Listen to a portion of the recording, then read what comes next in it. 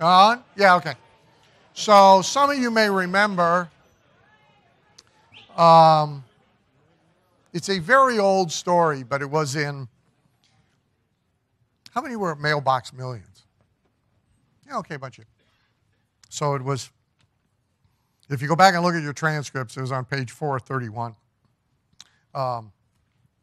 It's a very old direct response story about the company sending out lead generation pieces with pigeons,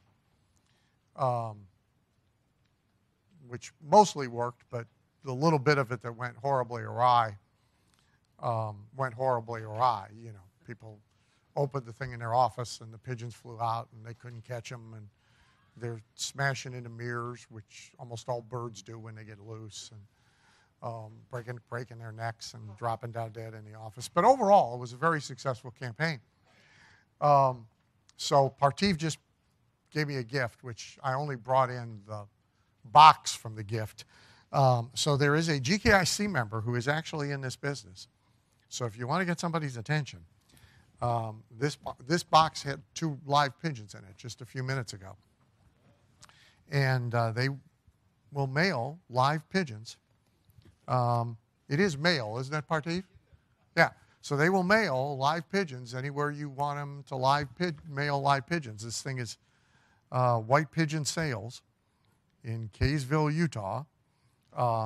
They sent them right here to the hotel. You know, hold for guest arrival. Here you go. 2 live pigeons. Yeah, White Pigeon Sales. They're a client of Partiv, so you can talk to the little guy about them. And actually, see what just a slightly larger box you could send Partiv.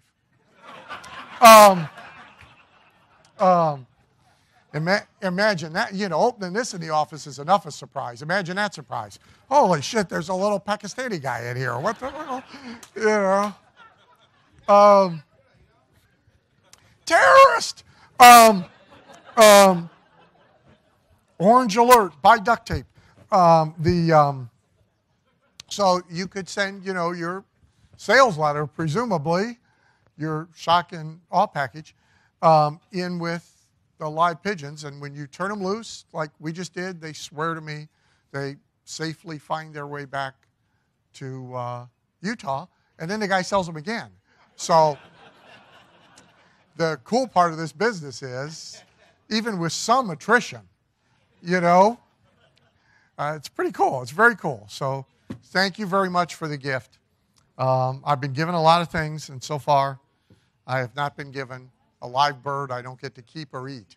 So I would worry about using that as a device, sending it to, like, the owners of certain restaurants. Tastes like chicken. So we are on, doesn't everything. So another thing is, I'm looking for what I call the observable occurrence. So something that people see going on in their businesses, or broader in their industries, that they don't really latch onto. Sometimes they will describe what I call one cockroach. So they will describe what they perceive to be a little problem in their business that only occasionally happens. But if you see one, there's 500 of them in the floorboards and, you know, in the cupboards. And if you doubt it, if you ever see one, just leave some food out and come back. And there's a bunch of them. So there is the spotting of the problem, which often is a thing to fix that turns into an opportunity. So, like 2 times ago, when I had a group at Disney and we had lunch with Imagineers, we had 2, and one of them had been in the sign business. So unusual path to be an Imagineer at Disney, he got right into Imagineering. Usually they move up from within. But And he had owned the largest outdoor billboard and sign company, I think in Pennsylvania or Indiana or maybe both states, and had retired. And so he said he loved being an Imagineer, but as soon as everybody figured out he understood signage, he's the guy who gets called every time there's human traffic congestion or confusion anywhere in the parks. And people aren't moving as they should be moving, at the pace they should be moving. They don't know where to go. And so he's the guy who you got to go re-Imagineer that area so people move at the proper pace and the proper direction, and there's no more than an acceptable range of number of people going over to the street sweeper guy asking where the bathroom is or how you get from here to there. So that became his life. And he said, here I am, I'm back in the damn sign business. But the most interesting thing he said is that in more than 60% of these cases over 3 years where he reimagined the signage in an area, they also increased sales in the shops in the same area. Now, their theory about this is they had happier people, so they're in a better mood because they're not confused and they're not frustrated, and they actually gained a little time, and so they spent 3 more minutes over here and 5 more minutes over there, and when they routed them, not only could they route them more efficiently, but they could route them efficiently right past a shopping opportunity, which of course they did. So cockroach becomes money-making opportunity. And you have to think about that, and you have to look for it. The flip side of that equation is that whatever good is occurring by accident can usually be made to occur more on purpose. All right? So right now, a big thing, which we will return and talk about, is actually geographic movement of money and the number of customers many businesses have that are buying from them from foreign places. And it's all happening by accident. The growth is happening by accident. Nobody really is then deliberately capitalizing on it, but you see it a lot. Back with the dental assistant school, we initially started just marketing it to every dentist. It's like you could have a school and it runs on weekends and you make an extra $100,000 a year and yada yada. And I quickly noticed that almost all the buyers were coming. First of all, they were all like 55, 60 and up. And they were all coming from relatively small markets. And so when you then talk to these customers, they enunciated 2 things. The first thing they enunciated was, I'm close to when I want to retire. I have come to grips with the fact, A, I don't have enough money, and B, the practice isn't going to be worth as much as I thought it was going to be when I sell it. And if I do sell it, I'm going to have to finance it, so I'm not really going to get the money that I thought I was going to get.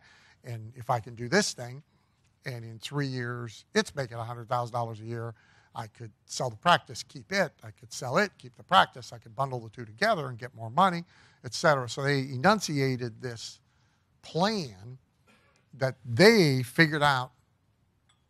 We didn't even suggest it. They figured out for themselves, here's the reason to do this, right? And then the small market, the thing they enunciated to us is, look, you don't understand. I live in, where do you live, Donna? Some dinky town? Yeah, Lima. So I live in Lima, Ohio. Okay? I got the dental practice. I already own the laundromat.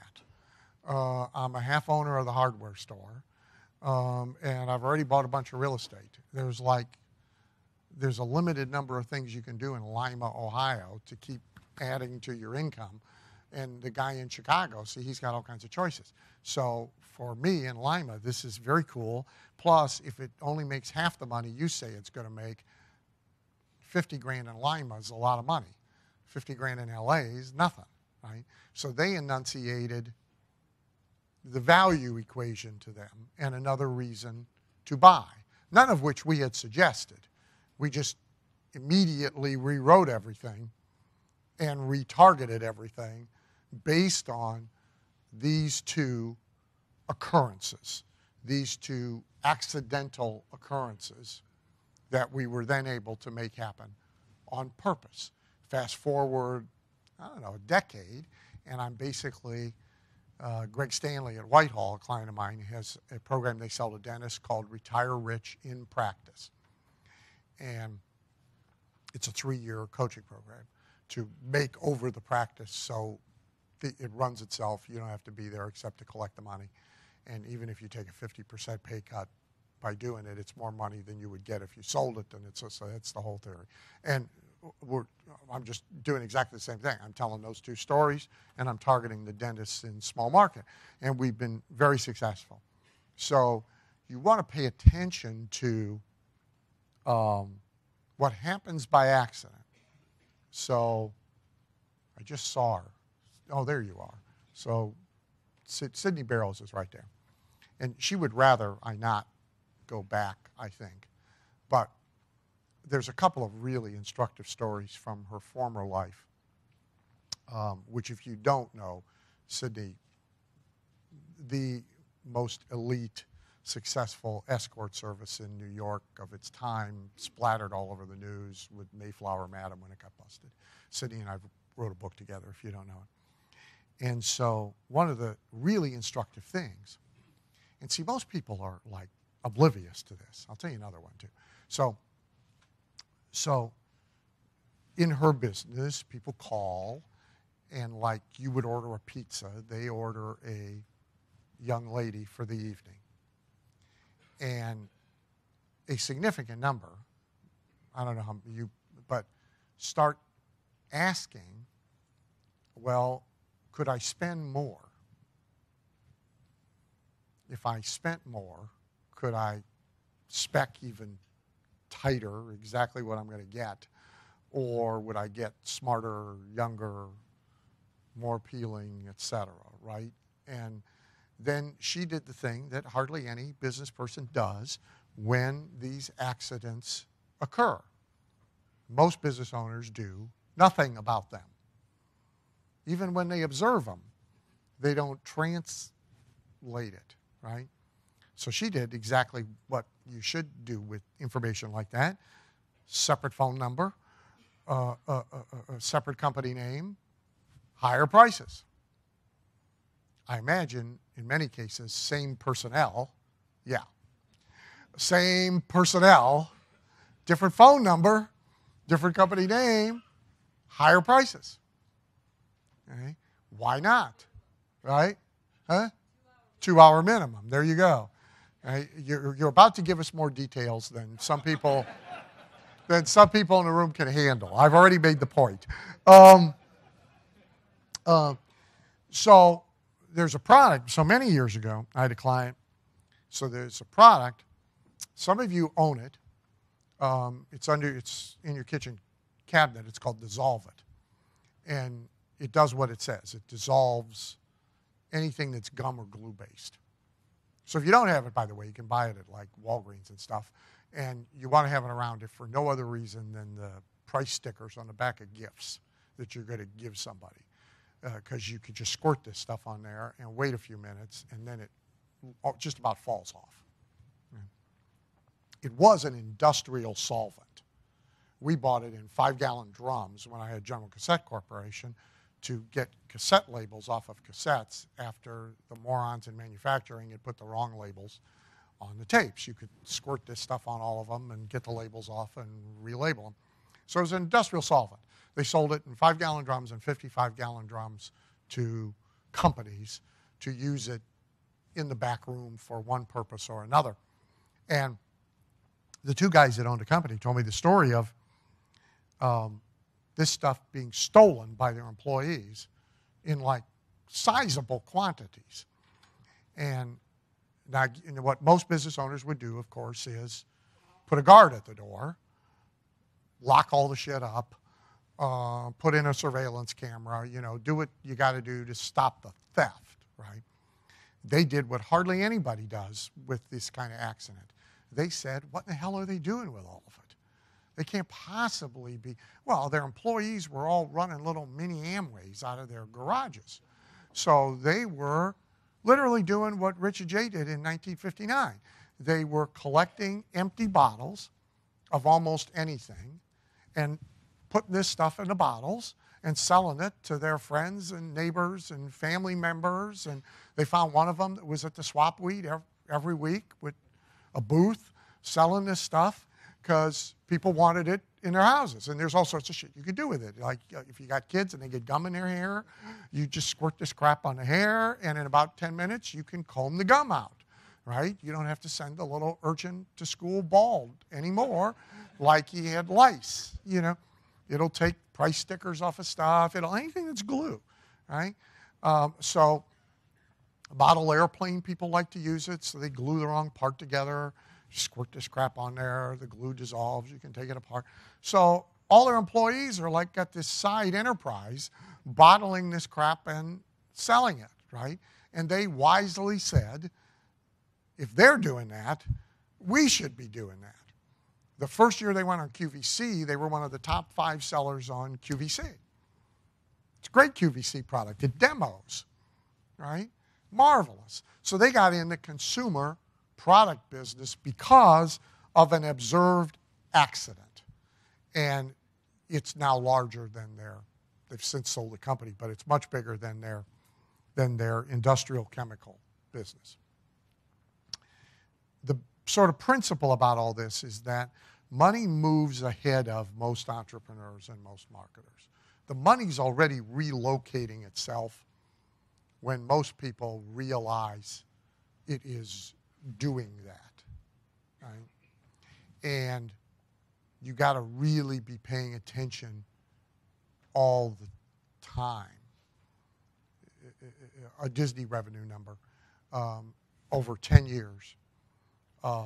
Park revenue from people there with no children has gone from 12% of the business to 40% of the business. It will soon be 60% of the business. Now that's money moving ahead of what the business is built for.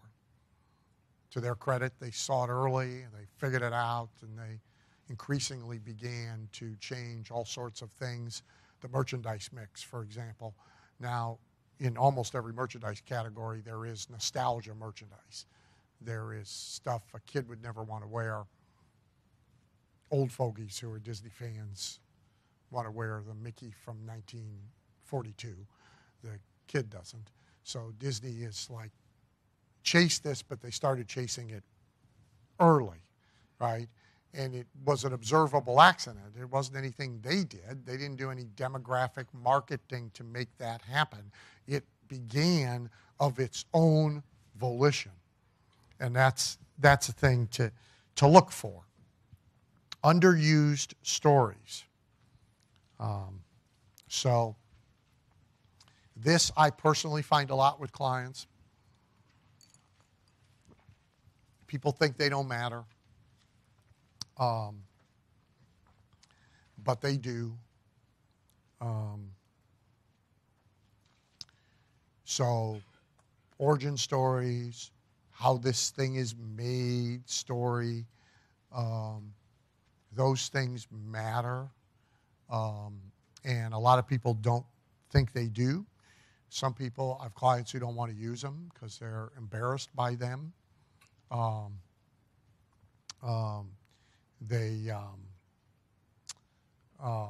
We have, certainly it's rare. I don't know if it's the only one.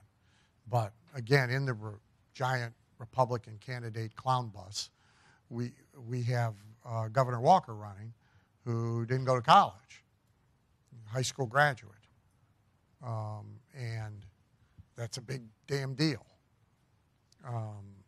I happen to think he ought to be telling it. That would be like the start of every answer to every question. Well, I didn't go to college, and that's why I'm not so screwed up on this point. Now let me answer your question. Every speech would start with, I didn't go to college. And, Bush gave a commencement speech. It's great. There's a great line in it. He says, so many of you are graduating with high honors and great achievements, and good for you, but for all the C students in the room, I just want you to know you can grow up to be President of the United States.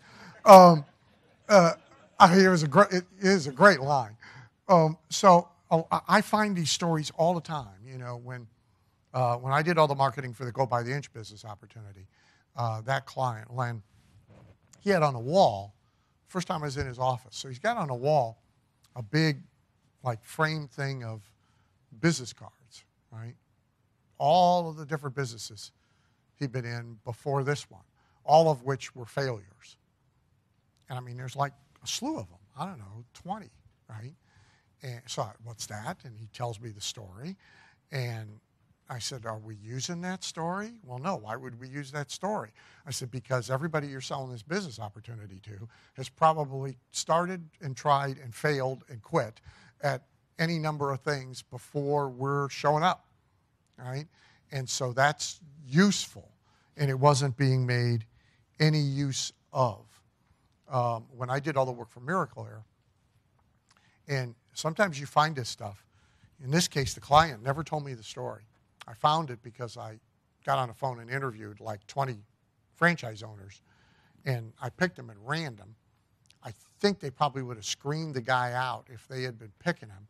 So I'm talking to this guy that owns a single store in Louisiana somewhere, some small market in Louisiana. And it turns out he once was the president of the whole company. And one of many presidents who've been thrown out for good or bad, I don't know. But he's got one store just to screw around with, and it makes money. But mostly I fish, you know. So he had been president quite some time ago. And I said, so tell me stuff the morons running the thing now probably aren't going to tell me. You know, you must know some stuff that they don't know. And he said, well, they probably haven't told you about the founder. I said, no, nobody's told me about the founder. Well, the founder is like John Wayne. He's like a really old reference, Audie Murphy. I mean, he's a bona fide war hero guy. He's fighter pilot, shot down 3 times, escaped once on a bicycle in France, climbed under barbed wire, you know, to get away from the Nazis. He's got a Purple Heart. He's got some other medal that not many people get. He's got the hero story. If you were going to go rent a celebrity, and he still owns a piece of the thing. He's like, at that time, he's in his 80s. Sold and bought the company back, by the way, 4 times, which is an interesting story in and of itself. But, and so the guy's like available, and no reference is being made to him, right? I'm like, this is the best thing I found, because when you want a guy to start wearing hearing aids, this is not an easy thing to make happen. It's like taking away his car keys, cutting off his balls, and calling him, you know, ancient all at the same time. Men tend to resist at least one of those things. And so I got a guy I get to tell let me tell you something, I wear them. I invented them. I wear them. This is an act of heroism. This is not an act of weakness and fragility. It takes courage to do this, but you do it for your family, and you do it. So I got this story I can tell, leveraged on his story, and they are making no use of it whatsoever.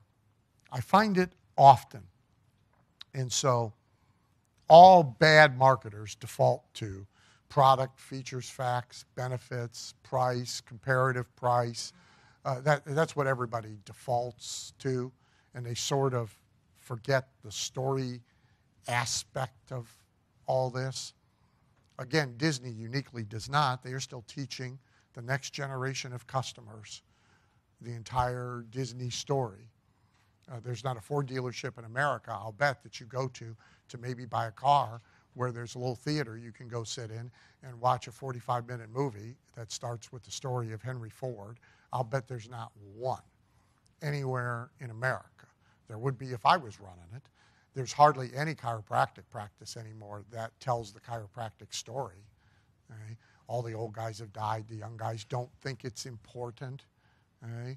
But to the many type of people who are attracted to chiropractic are, of course, anti-medical. And so the whole, we fought the AMA to its death on your behalf story matters. So a lot of people don't think they're important, or a lot of people are embarrassed about telling them. I think was this book in your bag? Gift from those guys. Obviously, they know how to tell a damn story. They've even managed to tell one that makes a car dealer look good, which, you know, Ben was so nice last night, I just skip it. Next, discovery by walking around. Okay.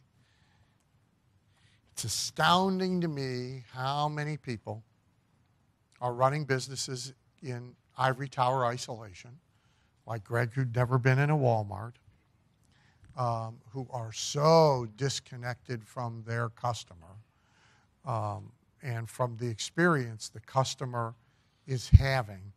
They have really no idea what's going on. When I did a bunch of work for Weight Watchers, the CEO at the time, they were owned by Heinz, was a very nice fellow. He was tall, 28-inch waist, which I had in high school, briefly. You could slide this guy under a door. He was so flat. You could just put him in there, right? And in our conversation, I said, so Les, have you ever had a weight problem? No. Anybody in your family ever have a weight problem? No. When's the last time you were at a Weight Watchers meeting? I've never gone to a Weight Watchers meeting. Have you ever sold anything, nose to nose, toes to toes, even when you were working your way through school? No. Right? The guy's doomed, right? Unless he gets out of the office and starts going to Weight Watchers meetings, and he's doomed. He can't function. I told us last night at the dinner table, but it's a good story. About 2 years ago, so Guthrie Renker bought this company called Triverix. And Triverix is a Viagra alternative, a non-prescription penis pill. It's called Triverix because it theoretically makes it stand up, makes it bigger, and it makes it not go down. So it does three things. Okay? So I'm over there doing something else, and Greg says, we're just starting to work on this thing, and it'd be good, you go in and we'll meet the project team. They're a big assemble a project team company. And so there's 5 people on the project team. And they know their avatar customer because this is an already functioning thing they acquired. And so the avatar customer is 62 to 71, 72, long married male. This is who's buying this product. Right? So I go in the room. So first of all, there's no women on the project team. None, zero, not one. So I'm going like, there's like no women in direct response marketing, preferably over the age of 50. There's like not one in all of California that you could find. I mean, you got a room full of guys, and your customer is, keywords, long married. Okay? He ain't making any decisions. None, zero, nada. Okay? He has abandoned all hope of making any decisions. He doesn't know anything. He's just there. Right? You need a woman. Now, there's only one old person on the team who was 41 or 42. Everybody else is right out of school. They got marketing degrees, and they're right there, right? And I said, you got to be shitting me. Right? Everybody in this room, they get hard from a breeze. I said, they have no concept. You know, none, zero, right? So here's the ad they trot out, right? You'll laugh, because I laughed, made them mad. Here's the headline on the ad, right? Give her a night of rock star sex she'll never forget. I'm like laughing my ass off. And they're mad because I'm laughing, you know, well, what's so funny? I said, look, here's what you do. Call your mom.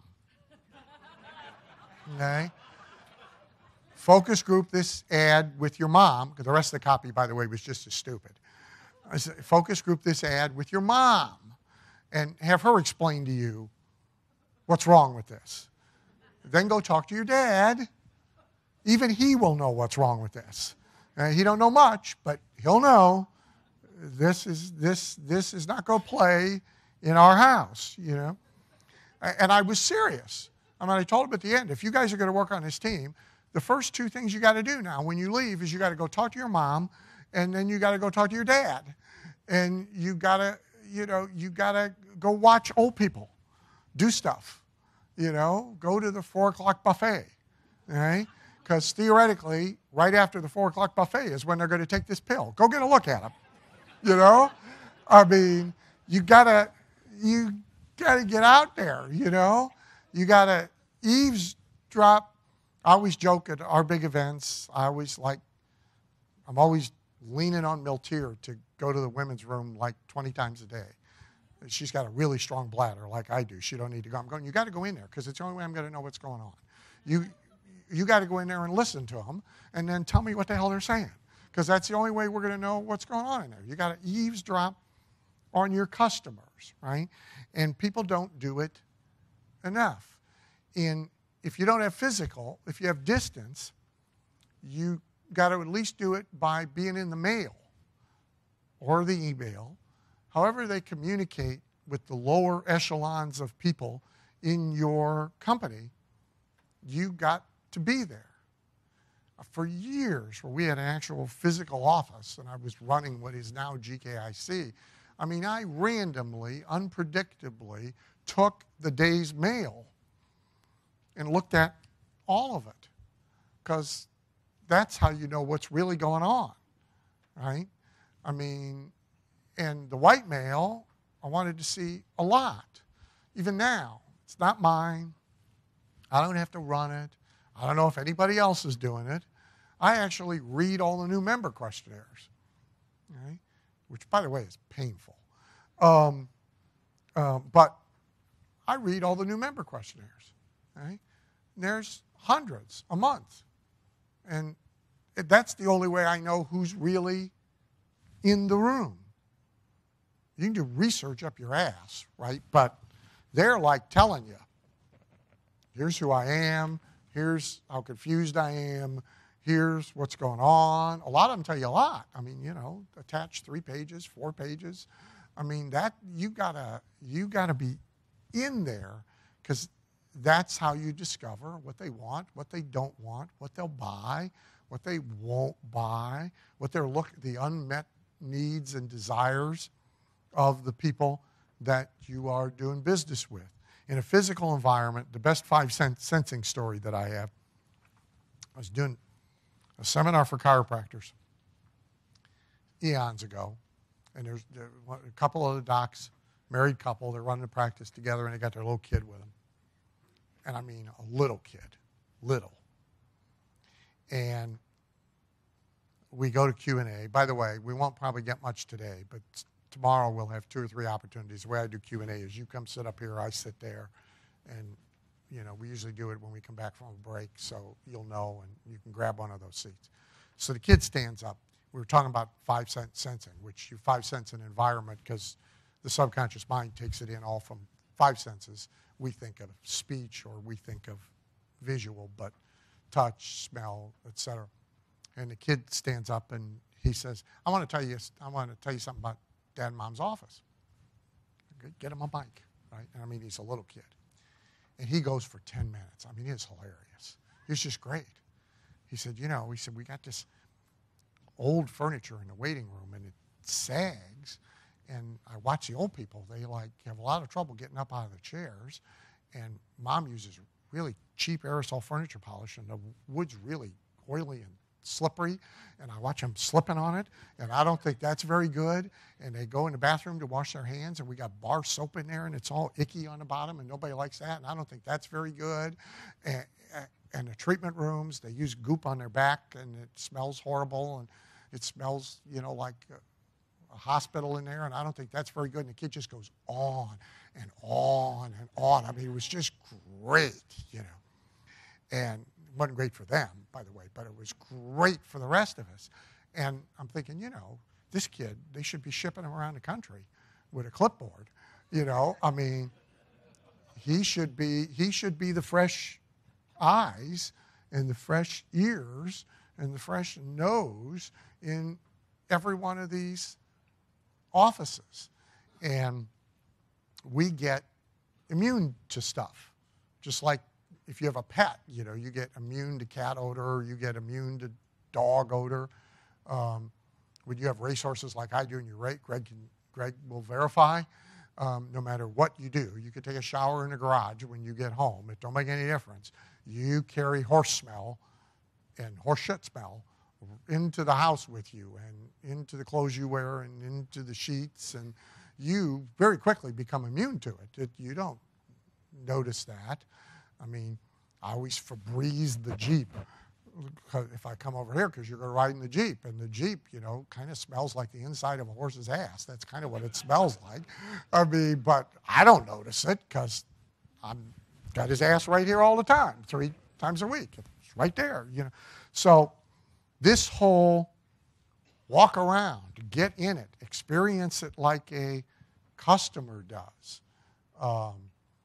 Disney has a rule with the Imagineers. They have to be out dressed like a regular human being, experiencing the parks at least once a month for a whole day.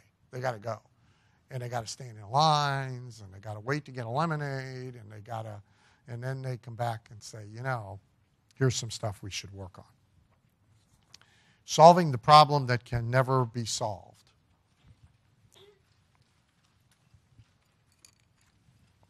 Mike Vance tells a story of meeting with the CEO of a big hotel chain.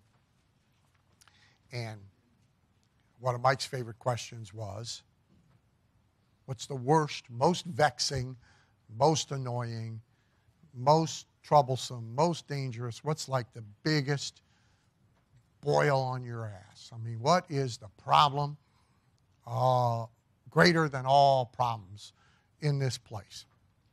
And the CEO told him, and Mike said, who's working on it? And the CEO says, nobody.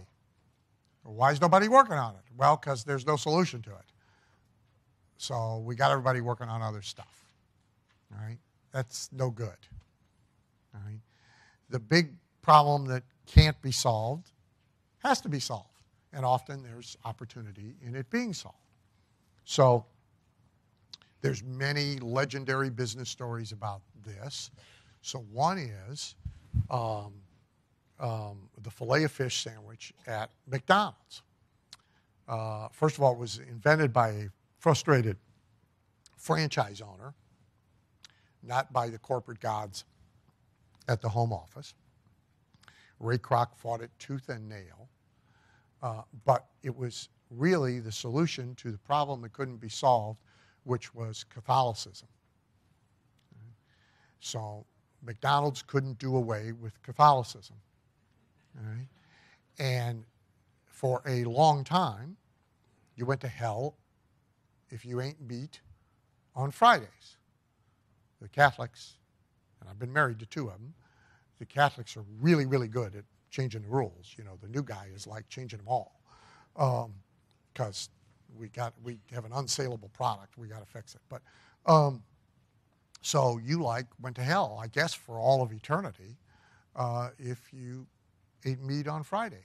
And all McDonald's had was meat. That was it. So their business on Fridays in Catholic parishes was terrible. Terrible. Nobody was there. I mean, because 2/3 of the people in the parish were all Catholic, and they're lined up at the fish fry place. And the franchise owner's going, this is a big problem. We're working, we got a whole day out of the week that we're not doing any business. And the solution to him seemed painfully obvious. Fish. And we put everything on a bun, so this is not rocket science.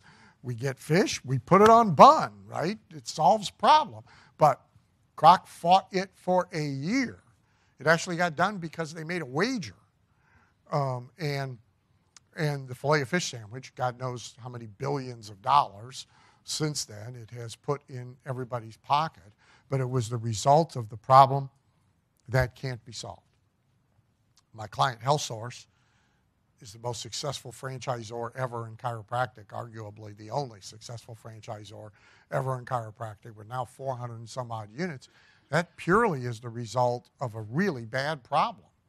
You know, Chris hated, successful, but hated everything about being in practice.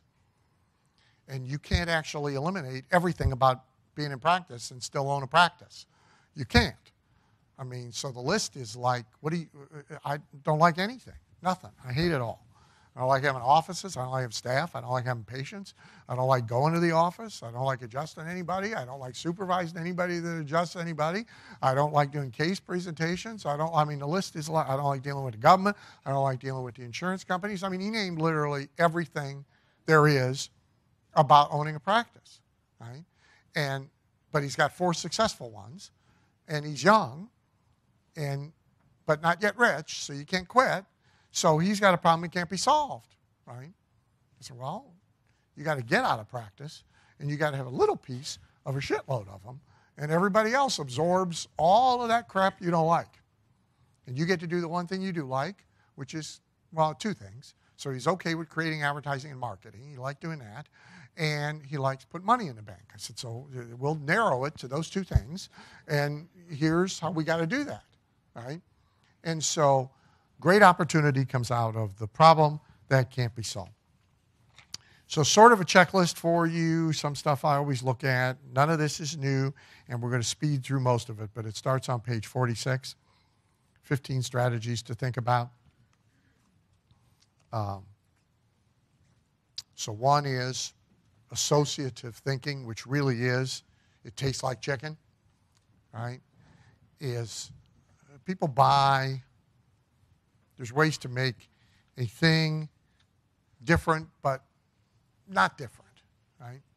So Ant-Man's coming out, the movie based on the Marvel character Ant-Man, who's got superpowers, but he shrinks to the size of Partiv.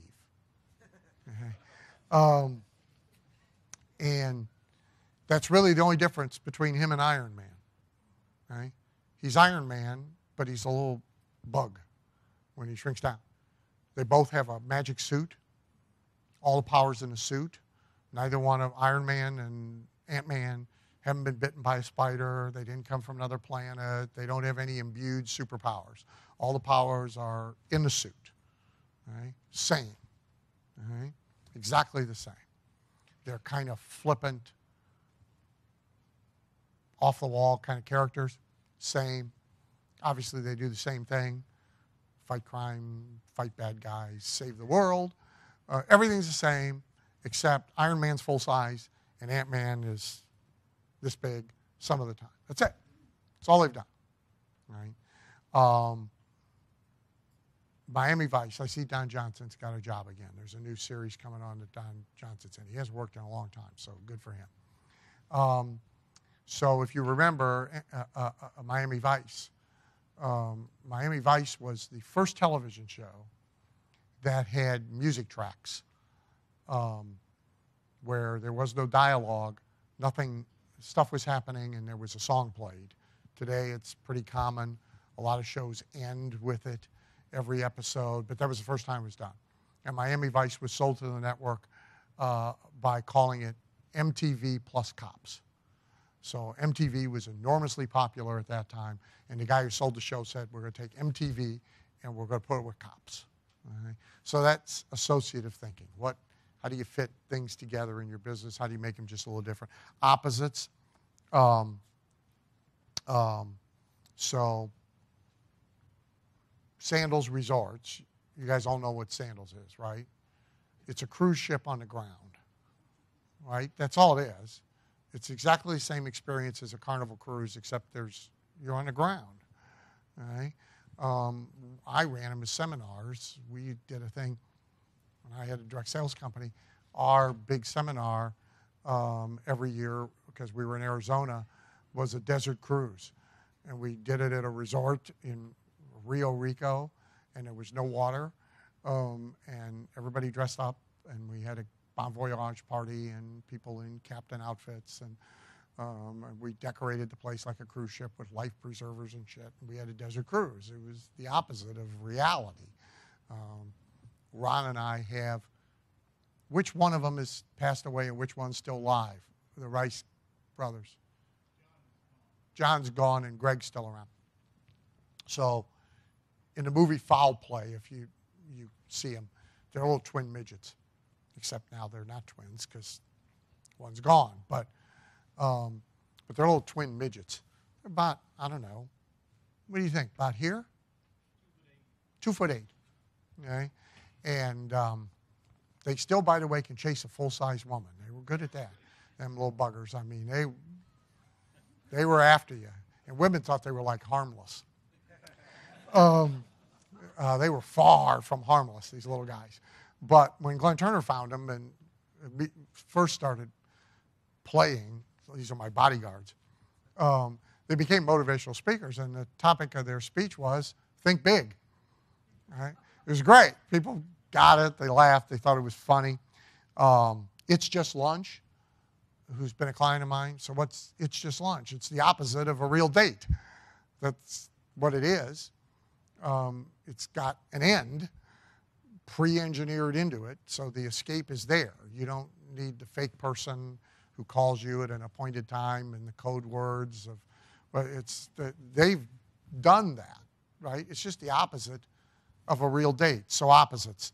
I have a client right now, Scheduling Institute in dentistry, who really has their whole business is largely about being the opposite of a seminar company, which there's tons of seminar companies in dentistry. So their business is about actual physical university-like locations, one at each end of the country now, and everybody sends the staff there, and sometimes the doc comes, and the other part of the business is in-office trainings, which they did over 1,200 of them last year, 1,282, 1,283, I forget the exact number, but it's a mind-boggling number.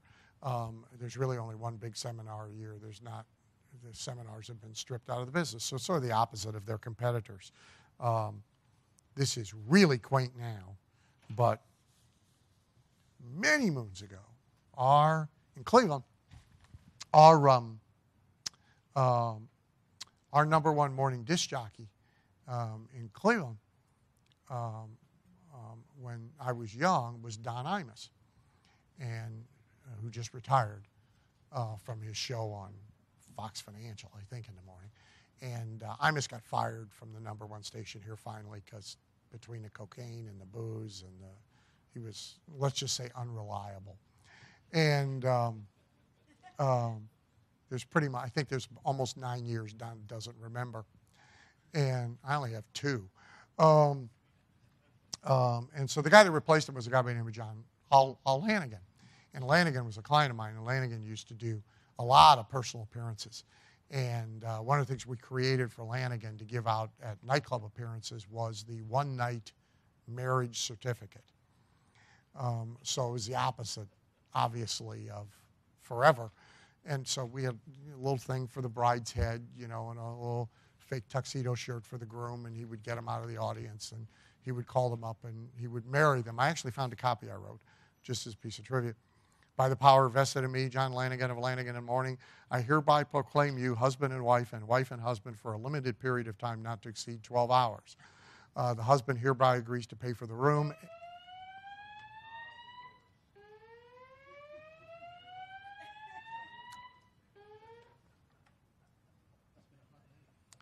Well, the lights are flashing, but the sound's off. I tend not to believe them. Thank you. And again, the only one you got to get out of here is me. They already paid. The husband hereby agrees to pay for the room, and I won't read the rest of it. The wife agrees not to ever call the husband after the 12 hours. Neither has any rights or claims, financial, legal, or otherwise. After the preset termination of the marriage with both under the influence of excess alcohol consumption, the customary shame and guilt does not apply. You may now, redacted, and you'd better hurry. So we were doing opposites way back then. Size, obviously, Costco, convenience stores, as good an example as any. Exaggeration. So, a good question. So I always ask people, if Walt Disney was running this, what would Walt do with your business? What would the business look like if we had Walt in here running it? Another one is, what would it look like if Barnum, was running it? Vital's book, which I recommend often, is a very good book, which there's a customer born every minute, which is a play on something Barnum never said. But nonetheless, people think he said it. But so, Barnum it up.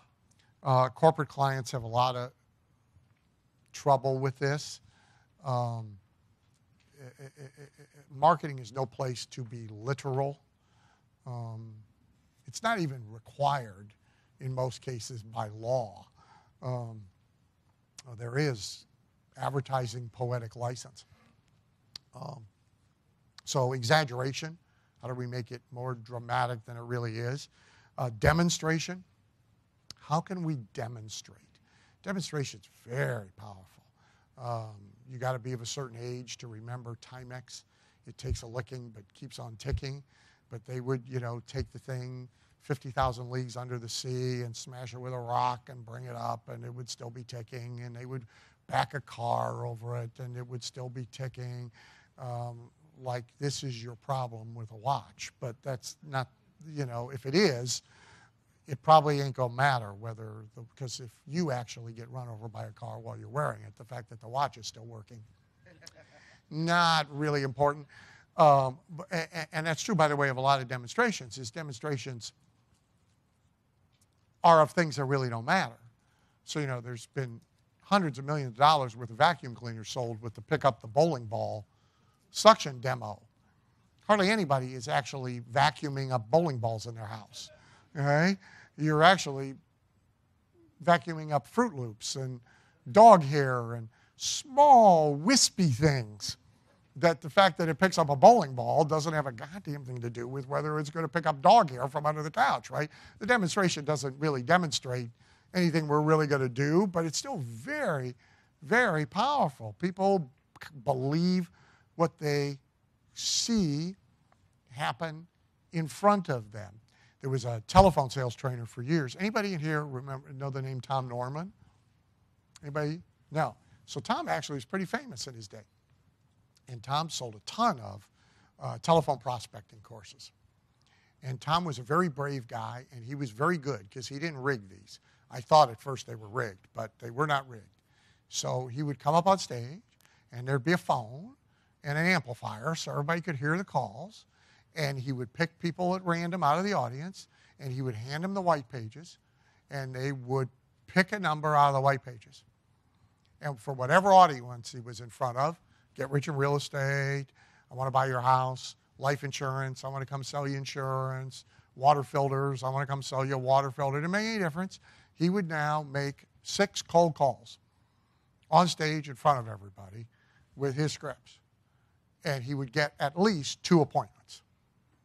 And everybody bought his course because the demonstration was just incredible, right? Now, I thought it was all rigged, and it turns out it wasn't rigged. He really did take his chances, right? And 6 was enough that 1 or 2 people were going to say yes. He used a big bribe offer, of course, as part of the script. But it was a great demo of a thing that you normally think you can't demo. So when you are selling things that don't lend themselves to demonstration, you still got to think about how could we demonstrate this stuff, right? Emotional drivers. There's a great commencement speech opening from Andrew Carnegie here that I think you'd get drummed out of town if you gave it almost any college today, but a great emotional driver was greed. So a lot of products don't seem to lend themselves to emotional drivers, but now it's up to us to figure out how bricks lend themselves to emotional drivers. How do rocks lend themselves to emotional drivers? How does an ugly, boxy, crappy-looking car lend itself to emotional drivers? that's up for us to figure out. And we need to always figure it out and at least gently connect the dots all the way to the end. So I always said that the Dale Carnegie course, so those of you who raised your hands that you were doing seminars or coaching, you're somehow an info marketer.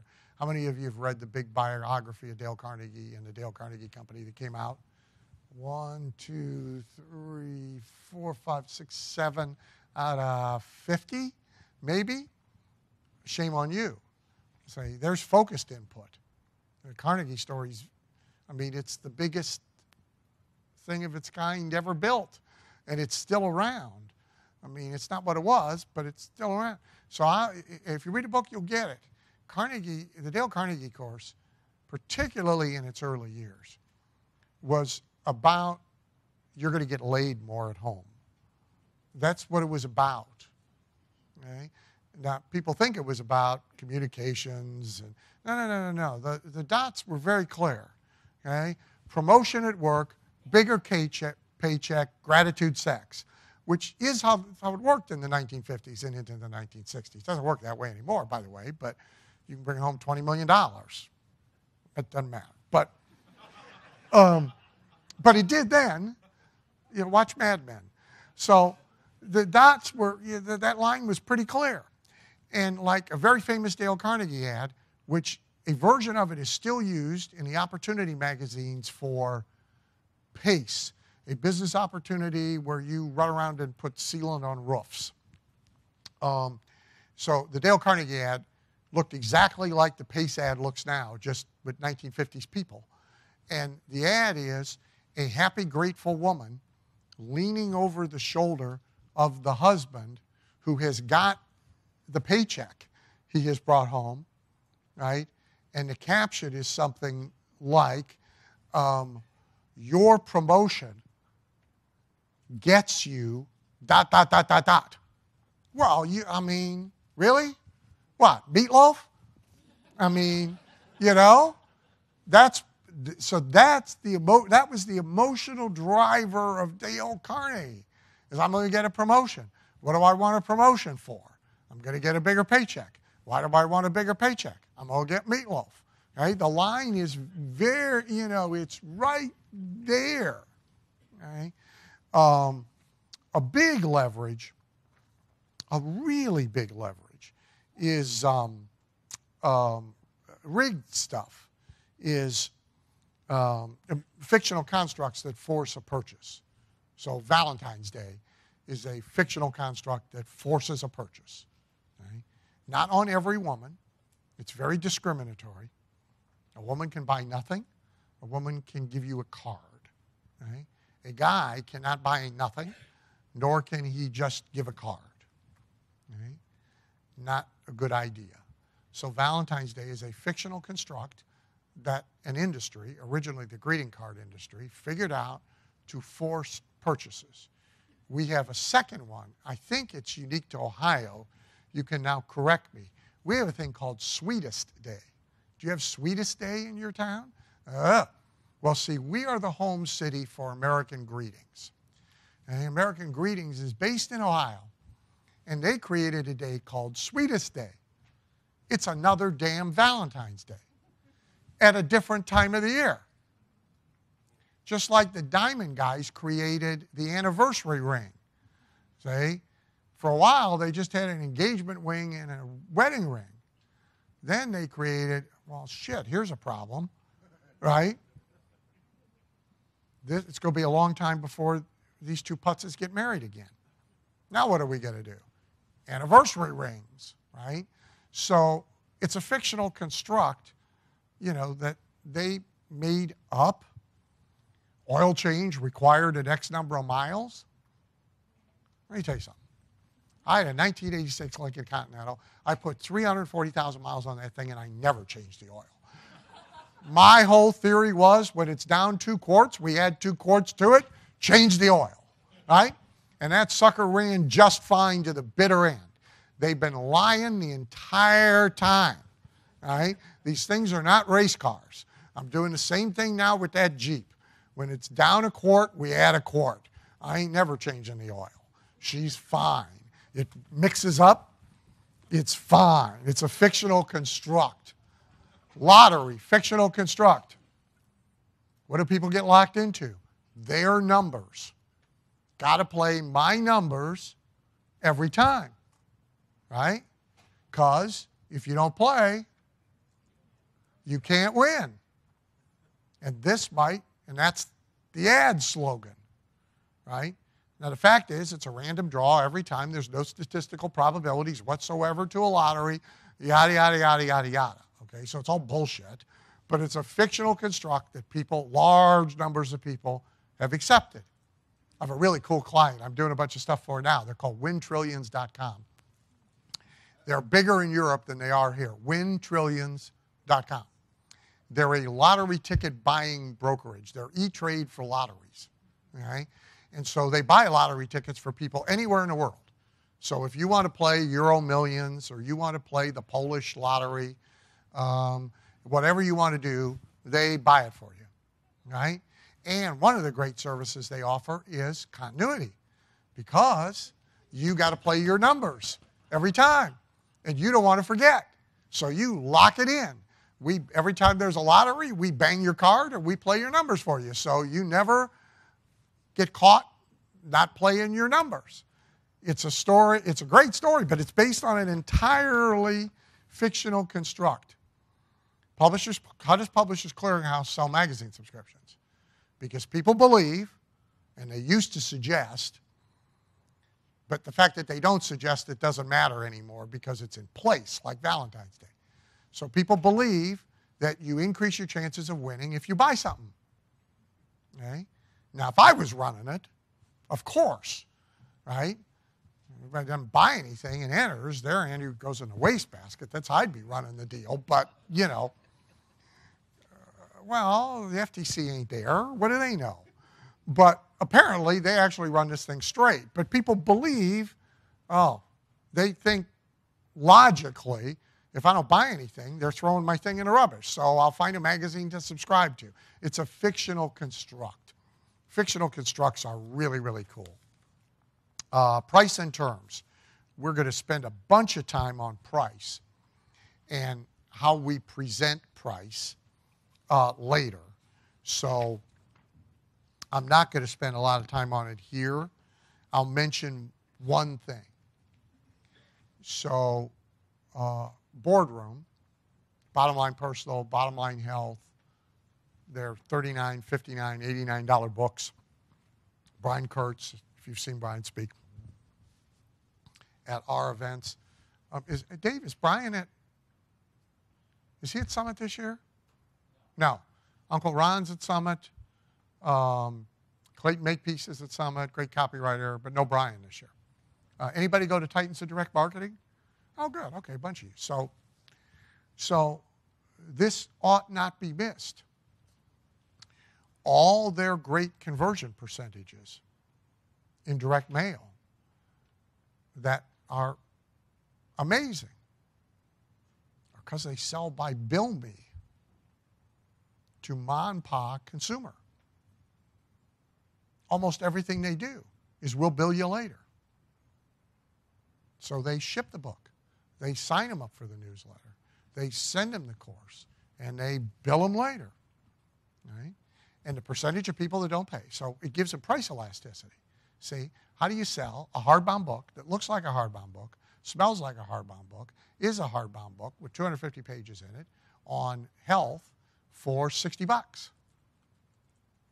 You won't if you ask for the $60 up front. But a lot of people will pay the $60 they owe in 3 installments of 20 after they got the book, if they like the book. And if the box that comes in falls apart into 6 pieces, so it's hard to return the book, and most people are too honest not to not pay and not return the book, particularly if they're 50 years and up. So their price strategy, which is bill me and wind up with and raise price because we do bill me, and then after you throw out the ones who don't pay you, you're left with more money than if you sold it at the lower price you would have to sell it at if you asked people to give you the money in the first place. That strategy is the winning strategy for them. And that is why they can afford to do a bunch of direct mail, and a bunch of other people go painstakingly copy their direct mail.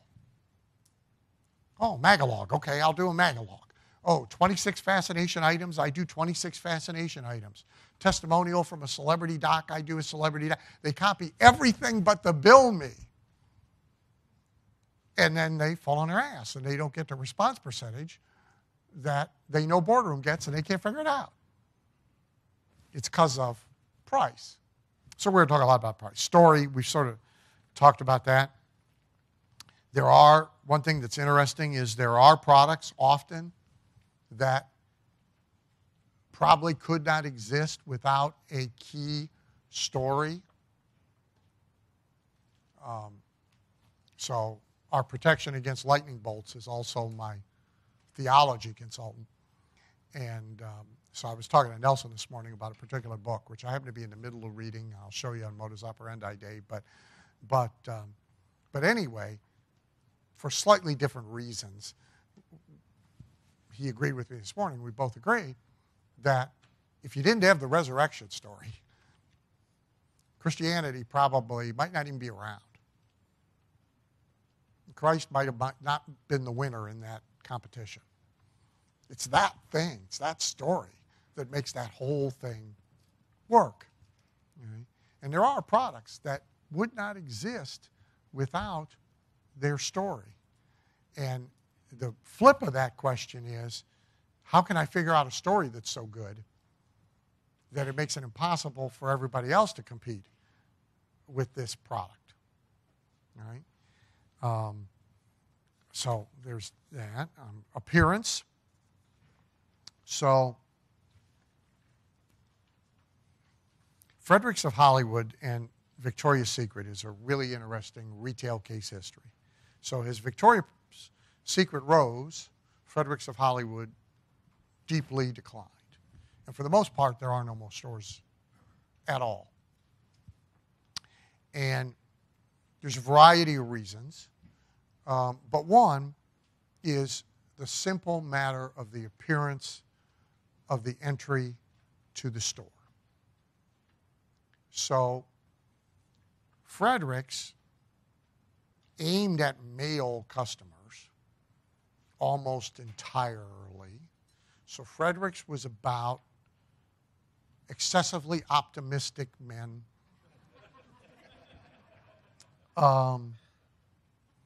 And the sign that should have been over the door, there's a sign like above jails that says, "Abandon hope, all ye who enter here."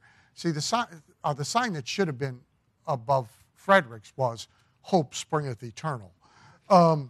So the whole thing was built for overly optimistic men who bought this stuff mostly on gift occasions, thinking it would be worn and used and welcomed.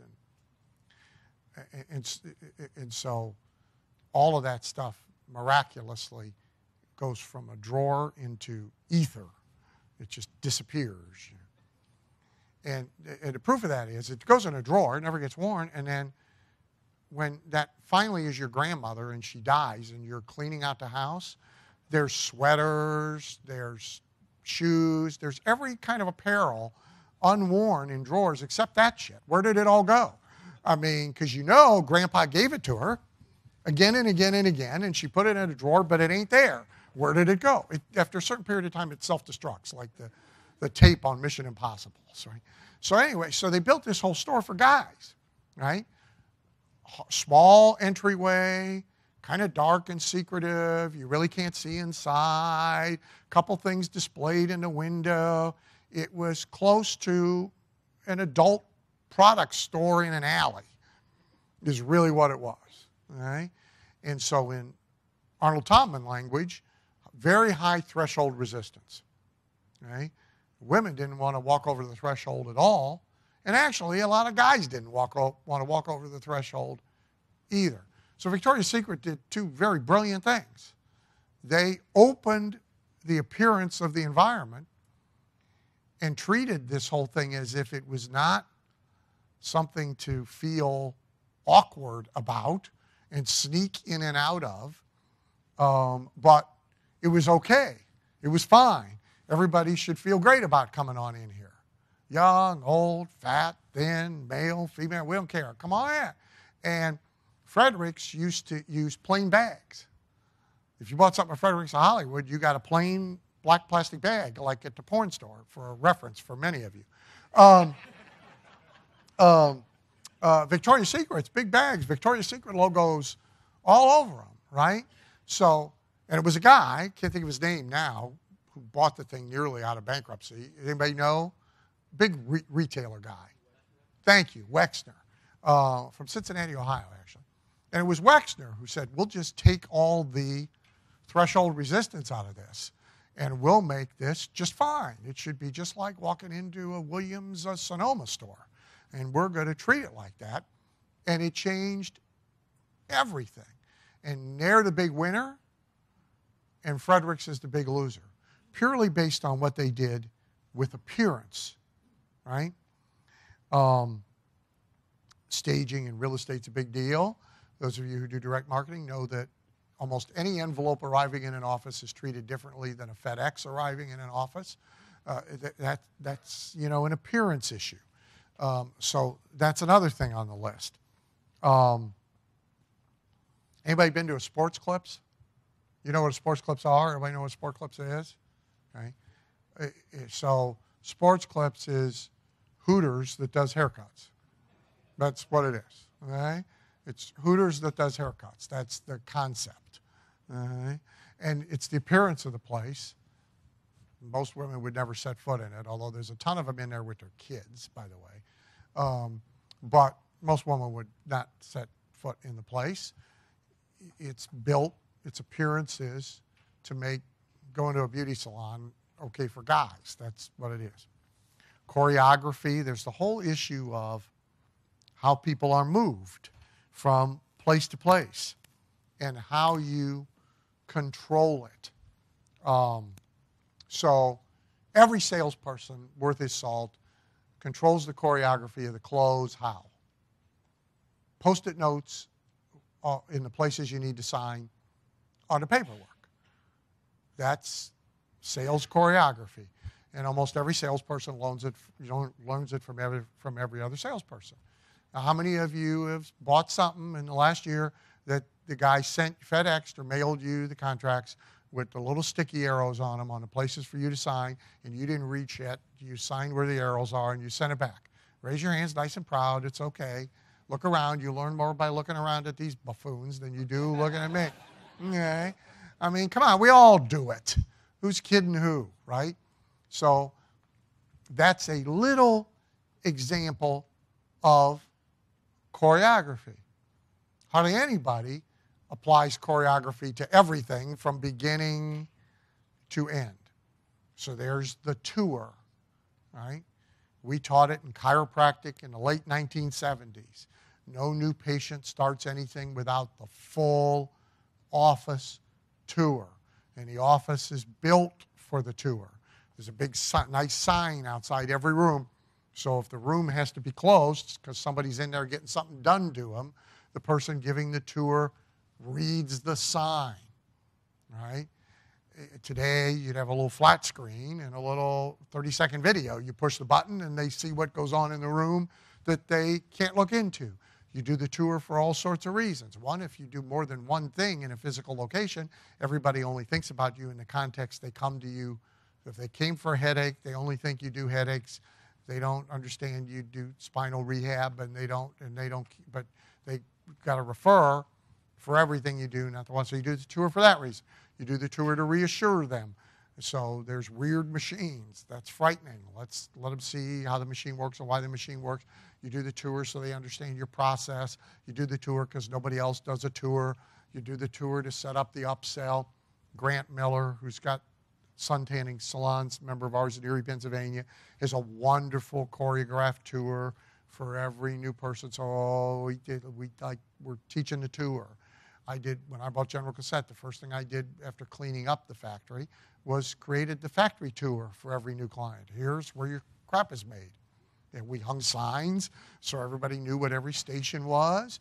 And we taught every person a little 30-second little elevator speech So even the illegal immigrants who barely spoke English could deliver the 30-second, well, believe me, if you yelled, green card in our place.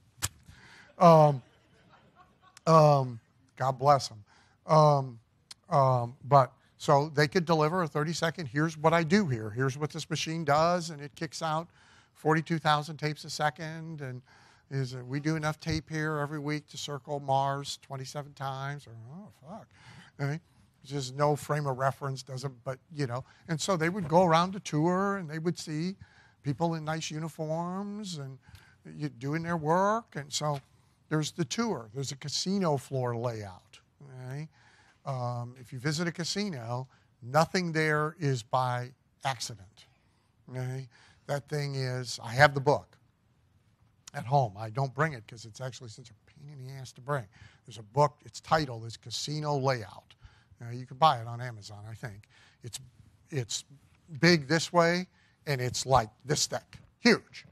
And it's diagram upon diagram upon diagram of this should face this way, and 3/4 of an inch of an angle makes a difference. And these machines should be right where people come to the restroom, and these kind of machines should be where they wait in line to get in the buffet, and this should be here, and this should be here. I mean, it's like a micro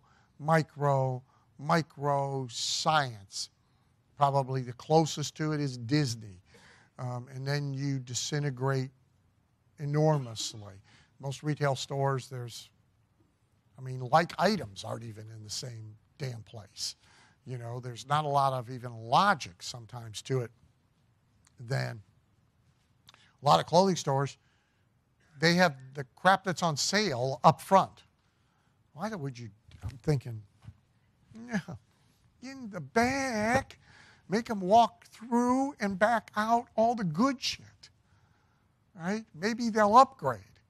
Right? Put the 70% off crap in the back, not in the front. But it's all the other way. What are they thinking? 5 sensing, we kind of talked about that. Nothing into something. So a big thing on the list is what's really not being used. What's being discarded. What's not being monetized at all. So in the food world, that's hot dogs and fish sticks and Jell-O. So you guys all know Jell-O is hooves, right? You do know that, don't you? It's ground up hooves. Right? Cosby puts a little something extra now in his, but come on, too soon for that? Really? I heard Cosby on one of the comedy channels on Sirius driving over, and you can't hear a Cosby routine now without the problems now ruining it, But so hot dogs, you guys all know what hot dogs are, right? It's all the parts that nobody will buy unless they put them in a hot dog. Fish stick is the hot dog of fish sticks. That's all the parts. So how many of you ate fish sticks when you were a kid? Right? Like every Friday, right?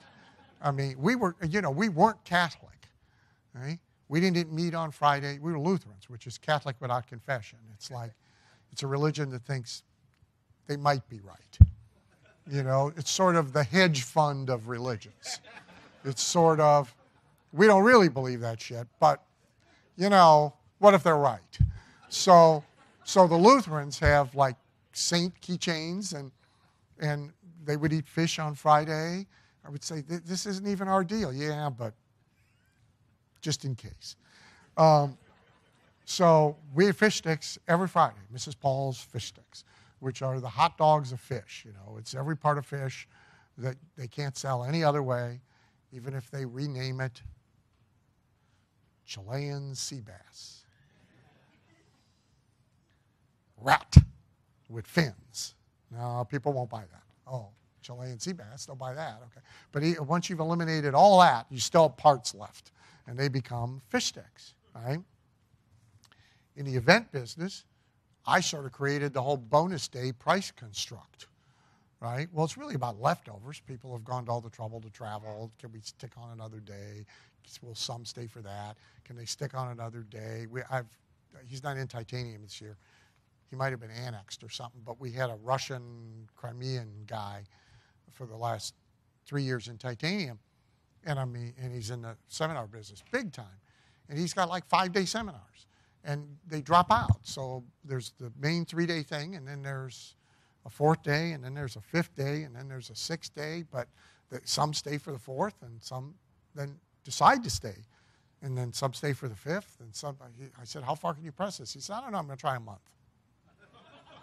I'm going to try a month because there's leftover time, and he's a very funny guy, by the way. My time slot at the success events was this. It was, how do we turn nothing into something? Right? They all leave at 5 o'clock. But we don't really have to start tearing down everything in order to get out of here on time till 7. It's 2 hours. We got to be able to do something in 2 hours to turn that 2 hours into money. You already spent all the money to get everybody here. They don't all have to stay, and God knows they didn't. But they don't all have to stay for us to get money out of this, right? What's left over, you know? So that's a biggie, is turning nothing into something. And then last is the added ingredient, the one plus that makes a big difference, right? It either is a price elasticity issue, it's a drawing card. Well, Ron, I didn't gain any ground. This note says 10 o'clock break. So, like in Ron's world, there's everybody get on a bus and go look at properties together, right? Added to the seminar. There's somebody in your world that does the get on the phone on stage and buy a property. Is that you? You do that?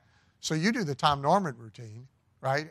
As a demo. Well, when you advertise that's going to happen in a seminar, that's a big plus, you know. Do you random draw and buy it for somebody? Yeah, see, that's another cool plus. See, Ron ain't half as dumb as he looks, by the way. He's just senile, but he's not. So Disney, 2 big pluses, right? What was big about plussing? So almost every resort, every amusement park, everybody sells souvenir pins. Disney added trading. That's their big plus. Changes everything. Doesn't change what they're selling. They're still selling pins and lanyards to wear them on. Okay? They're still selling pins. But the whole game has changed by getting everybody to trade the damn pins. Character meals. Okay? So you pay like a fortune to eat crappy food, right? The same food you could eat without the character because 5 guys dressed up like the Chipmunks and Goofy come and run around and take pictures with the kids, right? It's a plus to dinner, and it's a plus to something you would have to do anyway. You got to feed them somehow anyway. So how do we turn it into money? So one of the big things Iacocca did at Chrysler when he got there was he popularized the minivan. And Iacocca is very frank about it. I said, so tell me about the minivan. He said, it's a shitty thing on 4 wheels nobody should ever want, but it's got 8 cup holders. He said, we're selling the cup holder. The rest of it, not so good. Nobody ought to want it. But 8 cup holders, man. That's big. Watch the Ford commercial now for the shitty little thing that used to be a decent car, the Explorer. What are they selling? You can wave your foot under it and the door opens. It's the damn cup holder all over again. It's a crappy thing nobody should ever want, but holy shit, I wave my foot and the door opens. Right? I mean, it isn't even all that clever. Right? But that's what they're selling. Most of the crappy little cars, the smart car is, an iPad with 4 wheels on it. It's like, oh, cool, I got an iPad in my car. Look at the Chevy ad. What's Chevy selling right now? Wi-Fi. Their big commercial is the kids getting in one car and being able to watch movies on their iPad, and they stop them in the middle of the cartoon and they move them to a competitive brand car, and they can't get the cartoons to come on. This is how they're selling a car, right? Which you are going to drive like on slippery roads and up hills, and you are going to want it to get you from place to place. And it might be nice if it held its resale value. And no. The cartoon comes on. Holy shit, this is the greatest thing ever, right? That's the magic added ingredient. What's the thing that now changes the whole game for everybody? That's the added ingredient. We are at noon, and if I am not mistaken, it's lunchtime. And so lunch is in the Skyline room. You will, at about 12:20, you will have a 20-minute presentation from Jack and Nick. Also, when you come back, if you have time, you can drop by their booth and pick up that Amazon letter to the shareholders if you want that. And we are resuming promptly at 1:15, right here in the room.